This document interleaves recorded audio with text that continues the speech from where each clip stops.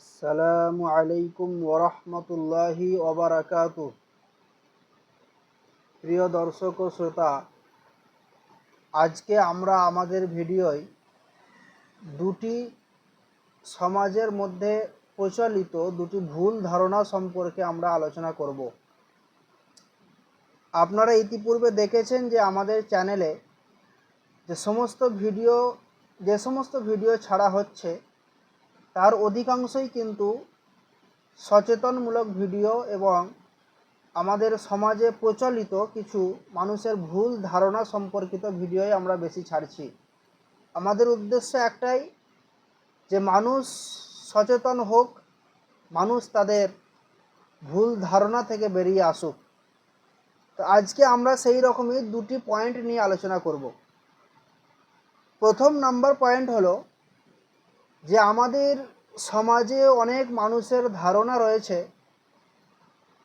যে অজু অবস্থায় যদি কারোর হাঁটুর ওপরে কাপড় উঠে যায়, লুঙ্গি পায়জামা বা প্যান্ট যাই হোক না কেন, হাঁটুর ওপরে যদি উঠে যায়, আমাদের অনেকের ধারণা রয়েছে যে তাহলে অজু ভেঙে যায়। এটি একটি ভুল ধারণা। হ্যাঁ, এটা মাথায় রাখতে হবে যে পুরুষদের জন্য নাভি থেকে নিয়ে হাঁটু পর্যন্ত সতরের অন্তর্ভুক্ত। সুতরাং সর্ব অবস্থায় এই হাঁটুর কাপড় যাতে আমাদের উঠে না যায় সেই ব্যাপারে আমাদেরকে সতর্ক থাকতে হবে, সচেতন থাকতে হবে। কিন্তু এর অর্থ এই নয় যে হাঁটুর উপরে কাপড় উঠে গেলে অজু নষ্ট হয়ে যাবে। এটা আমাদের একটা সমাজের একটা ভুল ধারণা। সুতরাং হাঁটুর উপরে কাপড় উঠে গেলে কোনোদিন অজু ভাঙে না। অজু ভঙ্গের যে সমস্ত কারণগুলো রয়েছে তার মধ্যে কিন্তু হাঁটুর উপরে কাপড় ওঠা এই কারণটা নাই। সুতরাং ফিকহের কিতাবে অজু ভঙ্গের যে কারণগুলো রয়েছে সেই কারণ নিয়ে আমরা ইনশাআল্লাহ পরবর্তীতে আলোচনা করব। আজকে আমরা এতটুকুই বলতে চাইছি যে আমাদের যে ধারণা রয়েছে যে হাঁটুর উপরে কাপড় উঠে গেলে অজু নষ্ট হয়ে যায়, এটা একটি ভুল ধারণা।